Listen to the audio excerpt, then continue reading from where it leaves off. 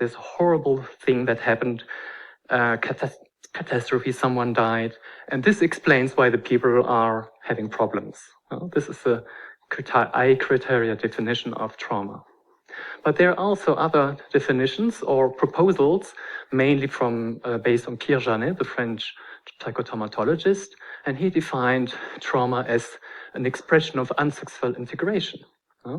In this view, that means a trauma sequelae condition develops when an event cannot be successfully integrated into the person's view of self, the world, and the future.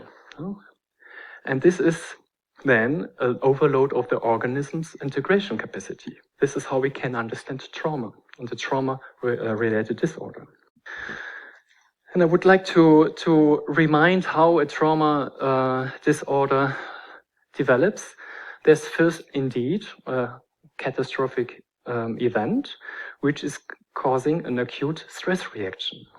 In everybody here, if you are having a heavy car accident or losing someone's dying in front of you, you will be highly stressed, everybody here in this room. And then what happens, so this is a normal reaction toward a not normal situation. This is physiological normal, everybody. And then what we see is normally 85% of people, they go back to normal and they don't have any problem in the long run. They full remission.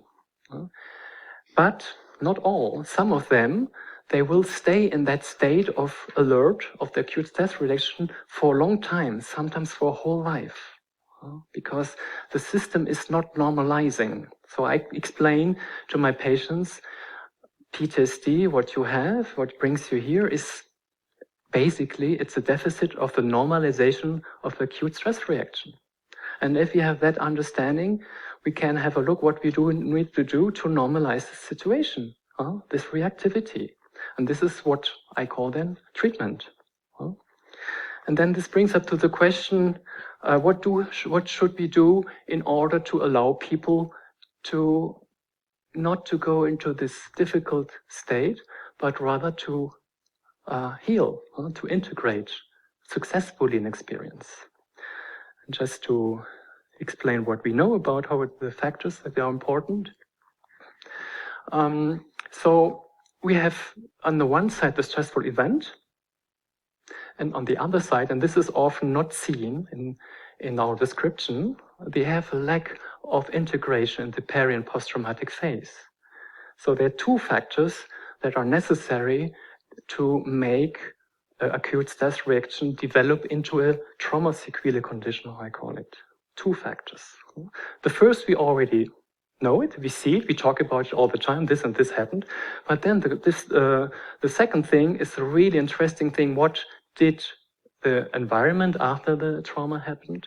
How was the person taken care of? This is the real decisive question. This is what I call the second wave. I also compare this a little bit. Trauma is the thing that is breaking the arm. And the reaction to the trauma is making that the broken arm is splintered or not. And if the broken arm is not splintered, then it will stay broken for the rest of the life. These are evidence I learned from my patients when I accompany them.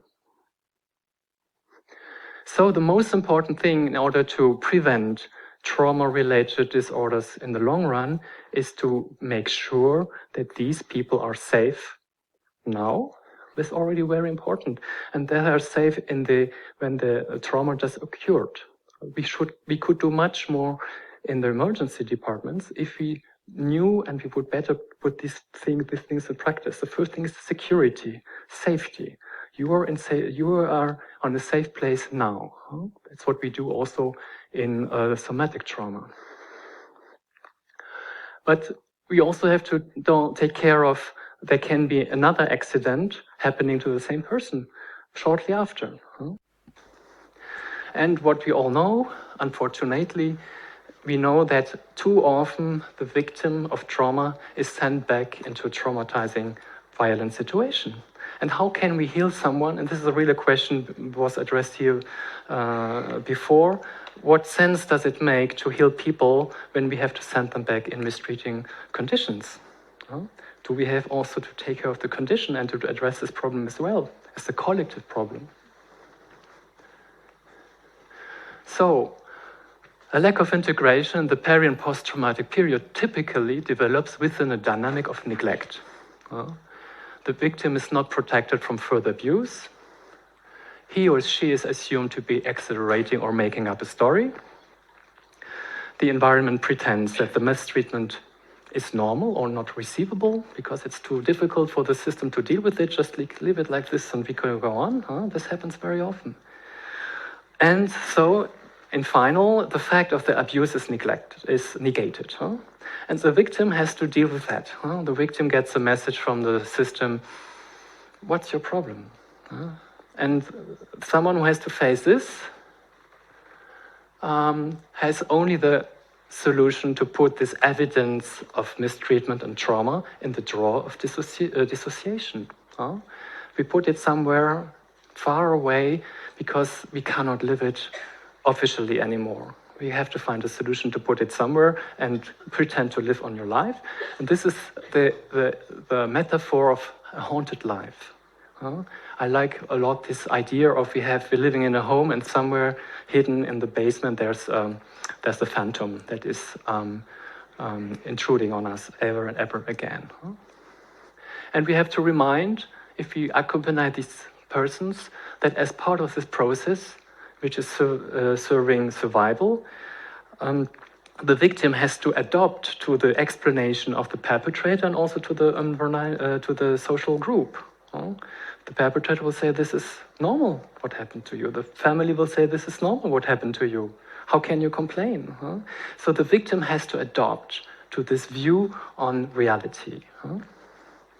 And so we come from the statement of the perpetrator who says, you are so bad, dirty, and unlovable, and therefore I must treat you this way. This becomes integrated, identified with, and the victim will think, I am bad, I'm dirty, and I'm unlovable. Because with this view on the reality, it can survive mistreatment that is still ongoing. It's very important that we are aware of these mechanisms, because in psychedelic therapy and trauma therapy, this evidence is popping up ever and ever again, very clearly. So by this mechanism of adaptation to survive, the victim enters what we call the prison of guilt and shame. And this is chronically manifest as a clinical deep depression in many cases. And what is interesting, that the evidence of the mistreatment, if it was happening very early in life or even during youth and adolescence, is not accessible because it's hidden in dissociative amnesia. And this process of identifying with the logic of the neglecting environment and of the logic, the mindset of the perpetrator who is mistreating the individual that cannot fight back, is called a traumatic attachment. The person will find it normal to be mistreated because this is the way it is, and it will also seek and search for a relationship in which she or he will be mistreated in real later in life. This is traumatic attachment. Another term for that is called Stockholm Syndrome. We are sympathizing with the perpetrator because this is a way of surviving the situation. And this is very frequent in therapy, and we have to deal with it. And just a study about the importance of traumatic dissociative amnesia. This is a study where women were interviewed, on which they were files in courts and police department that were documenting sexual abuse in these women as children. And they were contacted by the researcher 17, 20 years after this. And 38% of the women did not remember having mistreated sexually. They couldn't remember it because this is hidden in dissociative amnesia. So this is something we have to know when we treat people with psychedelics, because these things will pop up. And I think it's a good thing that we have these tools, but we must prepare, and I think it needs very solid psychotraumatologic skills to accompany these states with psychedelics. And if you have this understanding of psychic pain and suffering from the phenomenological side, I think we come also to a conclusion that maybe we have much more trauma-related disorders in our health mental system than we think. And the candidates in our current situations: borderline personality disorder, somatoform disorders, fibromyalgia, pain disorder, and of course, therapy-resistant depression, chronic fatigue syndrome, I would also say burnout. And of course, as we heard from Ben Sessa, addiction. All these are probably trauma-related conditions that we have very widespread in our population. And of course, psychotraumatologists are often accused of using the term trauma in an inflationary way. But I think it's, if we see to the evidence that we receive from these patients about their experience here and now, I think it's still justified to consider these conditions post-traumatic conditions. So now I come more to specific aspects of psychedelics in treating these problems, this identification with mistreatment.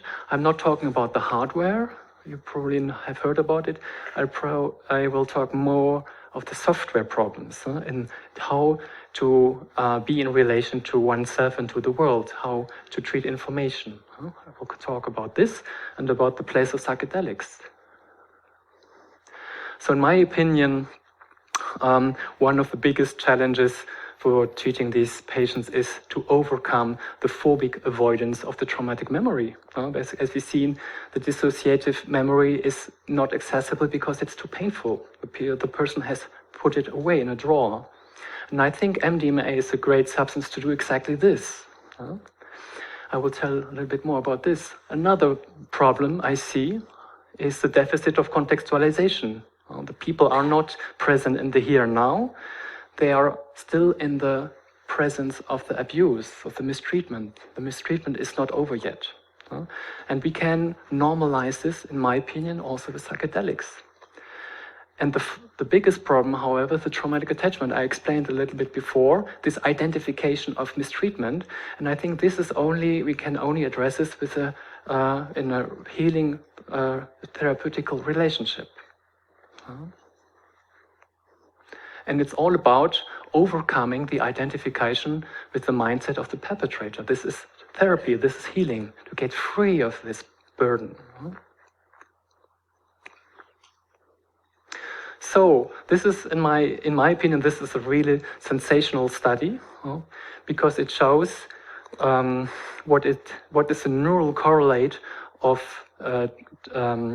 dissociative amnesia. We had this study where women could not remember, and many of our patients cannot properly remember what really happened to them. And we always think, well, this is just made up, this is just a fantasy, this is just an accusation, there's no proof, there's no memory, so why should we care about it? No? And now we know that indeed this person cannot remember, because whenever they try to go in this direction, the amygdala lights up and says, stop, don't go here, this is not possible. Well, that's what we see in treatment. People cannot go there, and this is what we see in brain scans here. Amygdala says, stop, don't go there. That's why they can't remember. And then we give MDMA to these people, and then we see on the blue, on the right side, the exact opposite. It shuts down. The amygdala shuts down, and the hippocampus shuts down, and we can go calmly have a look at these things. And this is like you look at your broken arm and you see, oh, it's no longer broken, it already healed in a way. And I realize all the panic has no reason anymore, and I go over it. This is MDMA. I think it's very precious to do and to use it in trauma therapy.